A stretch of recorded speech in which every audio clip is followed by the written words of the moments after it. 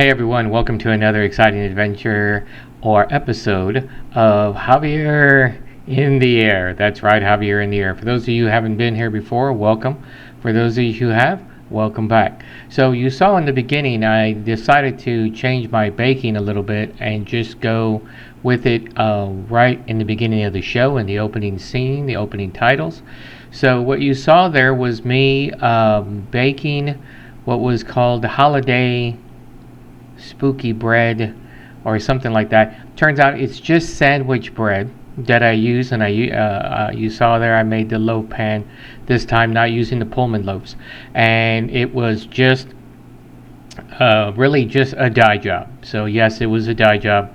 What you do is you make bread, and I used, of course, yeast for rising the dough, and then you cut it up into you cut it up into 4 quarters. So I gave the last, or one of the quarters, a little bit more than the rest, just simply because of what you do. So what you do is you mix it together like you're making a nice sandwich bread. You proof it once, but before you proof the first time, you want to add dye to it. So you get the dough into a nice ball or round cylindrical type look to it. You cut it into quarters. You add dye. So what I did was I went with black, purple, green, and orange. And so then what you do is you let it proof for about an hour and a half, and then you have them in individual containers, of course, individual bowls. So you pull out each one and you roll it into a rough rectangular look to it. So you have a rectangle of orange, green, purple, then black. So then you layer it and you put the black at the bottom, or I did, and purple, green, then orange, and then you roll it together into like a log, as you saw there. Pinch it shut, and the pinched part of the dough needs to go bottom face down, so that you have what you saw there. Let it proof again, and this time I think I let it proof for about 60 minutes. And then you pop that into a 350 degree oven for about 25-30 minutes. And you can find this online. It's not anything I came up with. And then you saw it sliced there and made fantastic. And in the last image, you saw I did something called egg in the hole. So you use a small water glass that you may have, and you cut a real nice hole out of the piece of bread. In that case, it was 2 of them, and I made the slices really thick that I cut to use for this. And then you put some butter in a pan and heat it up and get that toasting, get it nice and toasted on one side, and then you flip it over so that side's going to be the bottom. And as you let that toast, you crack an egg in the center of the hole, and because it's tight up against the pan, it will cook right into that whole area. So you can add little spices to it, let it cook. If you're really worried about it, you can flip it over so that it cooks on the other side, like I did. I shouldn't have. It kind of ruined the whole effect. That little ketchup dot in the middle was supposed to be an eyeball, or the pupil, I should say. And so you let it cook to the consistency that you want it, and then put it on your plate and enjoy. So it turned out really, really fantastic. I enjoyed it very much, and I wish I had still more of the bread so that I can have some more, but I do not. So on this show, you're going to get the Trash in the Hood, which is always something that we've been doing for this year. Actually, for the past year and a half, we've been doing it. I'm gonna do the Zen Moment. I'm going to try something new and see if I can get it to work. Let's see if it does. If not, you'll see some of the old way of doing it.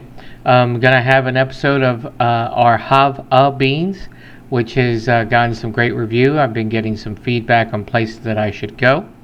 And finally, we will have a short but sweet spirit time, because today, I'll announce it here, today we will be filming on location at a different place for our 6th annual pumpkin beer tasting.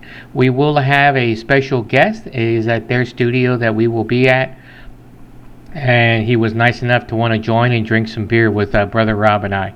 So we have a large amount of beer this time, and so luckily there's three of us. We will be drinking and driving responsibly before Ma asks, so everything will be fine. We are simply tasting, and we have a lot of new ones, a couple of old ones that have made a comeback, I think, one or two, but the rest of them are new, so I'm kind of excited about that, so I think it's going to be a great one. So this will be as short an episode as I can make it, but you know how I never get what I want, so it may be close to the 30-minute limit that I do anyway. So it's going to be fantastic. It's going to be great. It'll probably be in two parts, and it will probably take up most of the show for next time and the time after. However, we are getting into our holiday time, so I'll talk a little bit more about that at the end of towards the end of the show. So let's go ahead and go to our Trash in the Hood.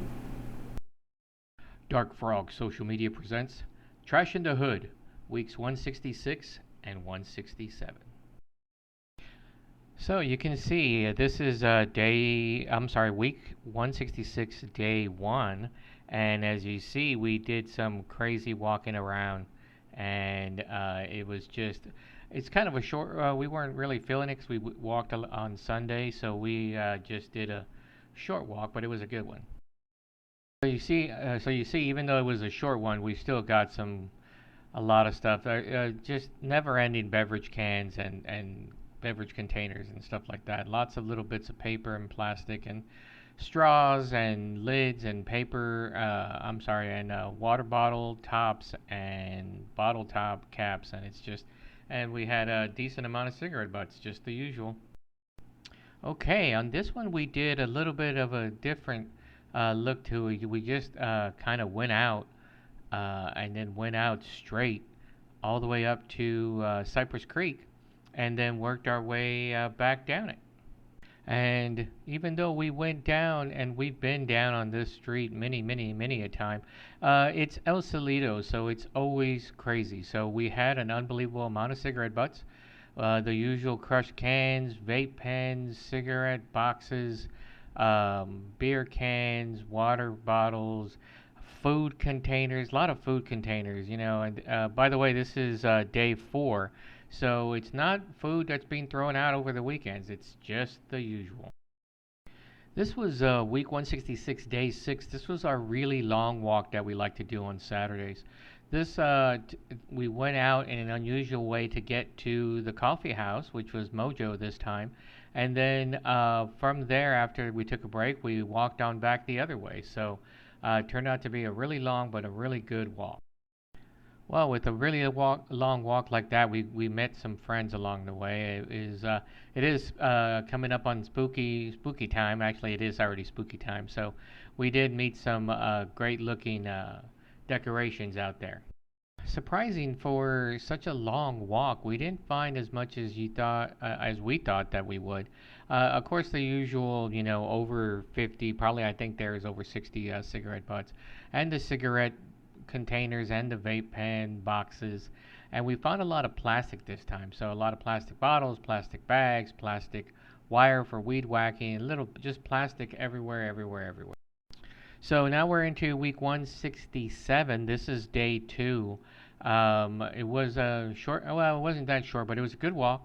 As you see there, we really wandered around this time and just picked up trash that we found anywhere. So since it is spooky season, we did find some friends on our wanderings that day. And there's my walking friend, good friend, Julia Takashita. She's being scared by the giant ghost. That ghost was probably about 8 foot high, one of those air blown ones. It was pretty interesting. Um, Even though our walk wasn't too long, but it definitely wasn't short. We didn't find a lot of stuff. However, we did find some big things. So there on the left is actually a hoodie, which I tried to see if I could find someone who had lost a hoodie by the elementary school, but nobody said anything. And then, of course, we have the usual cans and paper and plastic. And Not a lot of cigarette butts. So that section, surprisingly, by the elementary school is not real high on cigarette butts. So there you have it. So cutting the camera too now. In fact, let me tweak this just a little bit there. Yes, at my home studio here in Cedar Park, Texas. So that was our trash in the hood. So it turned out to be really good. We got a lot of work done, and we are doing pretty decent on time. So for those of you who may or may not know, those of you who are for your first time coming to the show, once again, thank you. I've been collecting trash now for, what did I say, 167 weeks. I started doing that in order to keep myself accountable health-wise, as I was having issues with my knees and having issues with my weight. And so by adding in additional cardio, and a good amount of cardio. Started off small and short distances, maybe only half a mile, 3/4 of a mile total, until I got used to it again. So anybody can do it if you're trying to get back into making yourself healthy, especially if you're over the age of 50, which I am. Then it might be something that you want to do. So, of course, always be careful. Check with your medical professional on whether you can get back and doing it. More often than not, you can. It just depends on what kind of health concerns you may have. Start off slow. Go a short distance. Maybe just walk around your block. If you live in an apartment, maybe just walk your entire parking lot. Turns out their parking lot's probably quite bigger than you think. And then slowly but surely, as long as you do it, I would say try to do it 2, maybe 3 times a week, no more than that, until you get into it. Take your favorite music with you, take a friend, take some water, especially if you live in the Texas area. You definitely need to stay hydrated. Even though we're coming now into our cool time, you want to definitely keep the water with you, whether you have it on a belt, or you carry it in your hand, or like I do, because I walk enough now and I want to continue to be hydrated, I have a water backpack that holds about almost a gallon of water.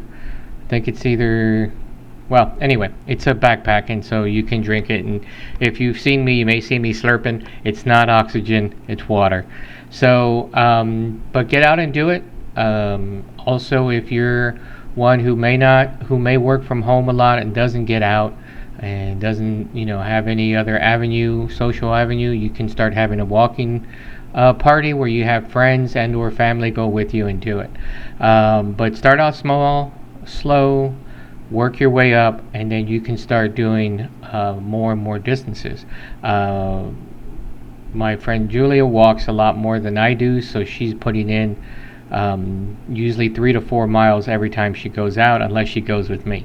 I like to stay to less than 2.5 miles normally when I go during the week, just because we go in the afternoon and it's really friggin' hot, and it burns through me, and I can't stay out there that long. However, you notice on Saturdays, or if you haven't noticed on the other shows, which I hope you would see, on Saturdays we like to do our long walks. Sometimes we do it without picking up trash because it just makes us go a little bit quicker, or we're going to a restaurant to eat, or going to a coffee joint to have coffee. But we try to get in at least a 5K, which is 3.1 miles. So we try to get over 3 miles. So if you want to start doing that in your neighborhood, and then you want to start picking up trash, hey, be my guest. It's a quaint, weird. If I was rich, it would be called eccentric, but I'm not, so it's weird thing to do. It helps out everyone though. So if you feel like you want to do that, text me and I can tell you how to start, though I've mentioned it on the show many times. And you can go from there. If you just want to walk, just walk. It's no big deal. I'm not telling you have to do anything, except maybe get out and exercise. So we'll keep that. And if you have any other questions about this, let me know. If you have a special neighborhood that you'd like me to hit, I will get it on my list and see what I can do. I try to stay within walking distance of the house because there's just so much stuff going on in my neighborhood, and as you see, there's always trash in my neighborhood. But I do get out to downtown Cedar Park, like Main Street and Discovery and Whitestone. But if you're somewhere else that's near me or near-ish, just let me know. Okay, so now we're going to go into our Zen moment. So let's go ahead and go.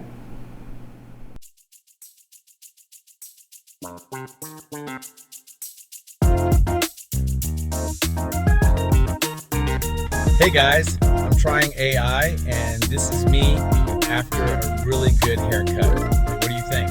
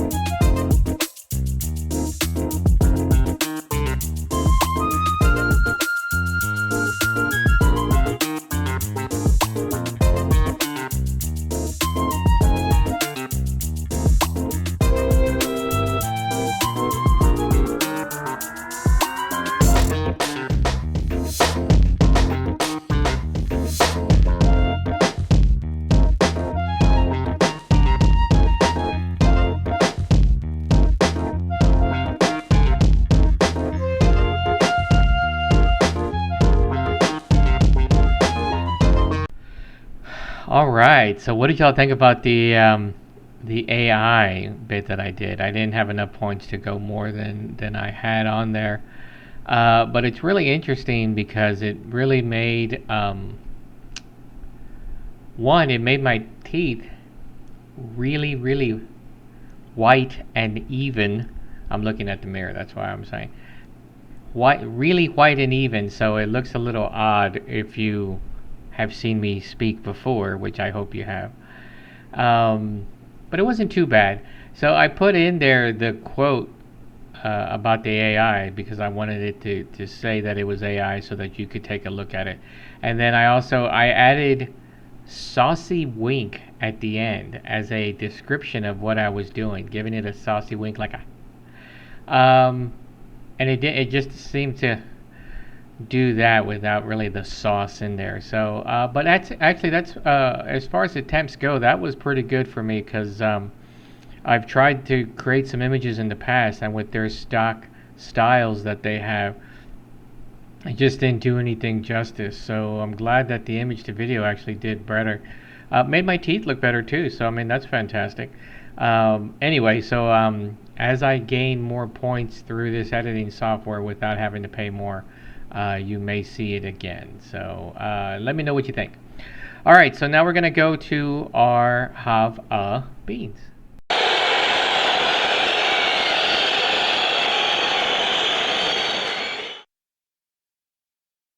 Three.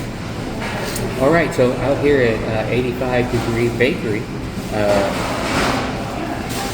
and this is their taro lavender latte for Jav-A Beans. Oh god. So good. So good. You can, a little bit of the taro, but that lavender is really punching through really good, which I love lavender in a latte like this. So I'm going to go ahead and give 5 beans. That's right. I think it's my first 5 beans for Jav-A Beans. The taro lavender latte. Come out and try it. 85-degree bakery. We're back at camera 2 now. That's right, the studio has expanded to having 2 cameras, as you have known for a couple weeks now. Okay, so I think we are not going to have a spirit time this time because we're going to have such a large, at least a 2-parter on the pumpkin beer tasting. So for those of you who may not know, and again, welcome, because everyone else should know by now, this is going to be our sixth annual pumpkin beer tasting. So to prep up for the next show, pumpkin beer is kind of a nuance and also kind of a trick pony kind of thing for craft beers. When craft beers started coming out, actually quite a few years now. But when craft beer started coming out in large scale, there was breweries left and right. Your mom and pop, your crazy name breweries, and a lot of them have now gone by the wayside. But there's still quite a few out there. When they first started being almost like Starbucks, where they were on every corner, they started then trying to see if they could come up with something unusual or something that would be a good marketing catch for them. And they stumbled upon pumpkin beer. There were very few at the time, very few breweries that made pumpkin beer. And so what they did was they decided they were going to uh, go at it and have it, see if it can become a niche for them, if it can become a good market for them. And so they started doing it. So 6 years ago, in my wisdom of starting this show, um, I thought that we should start doing pumpkin beer. So I believe the first one we did was from my tastings that I do at my house. Had a lot of people, had some really good ones, and it grew from there. So it kind of waxes and wanes. So I had a tasting again, I think season 3, but we didn't really. No, we did show it. Season 3, maybe season 2. Had another tasting that actually showed it, and so it was. I believe it was Wasatch pumpkin beer that won that time.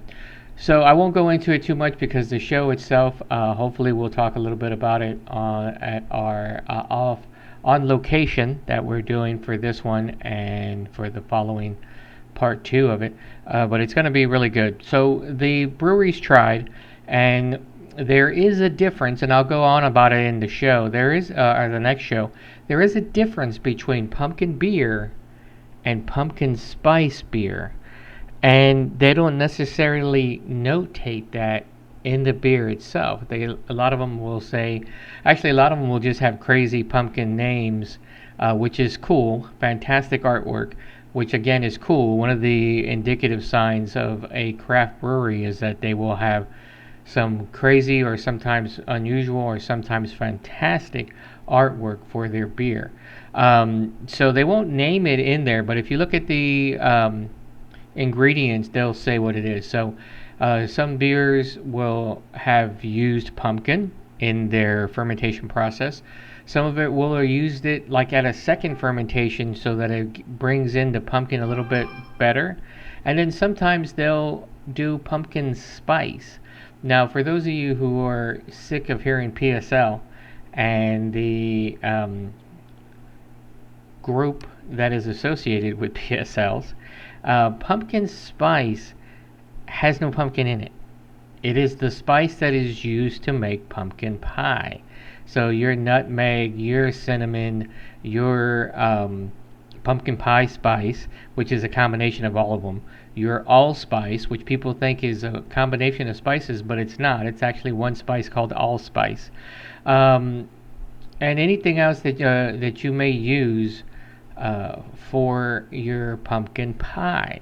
So a beer that has pumpkin spice in it may taste totally different than a beer that has pumpkin in it, for the aforementioned reasons. So, and we'll probably go a little bit of that into the show. So, we don't judge. Actually, we do judge, but we don't judge whether a brewery decided to do pumpkin or pumpkin spice. I don't even remember if we've came across a beer that had pumpkin and pumpkin spice. It's usually one or the other. But we do have our preferences, and you will see that Brother Rob is just as finicky, if not more so, than I am when it comes to rating beers. Those of you who have been a fan of the show for years now know that that is truly the case.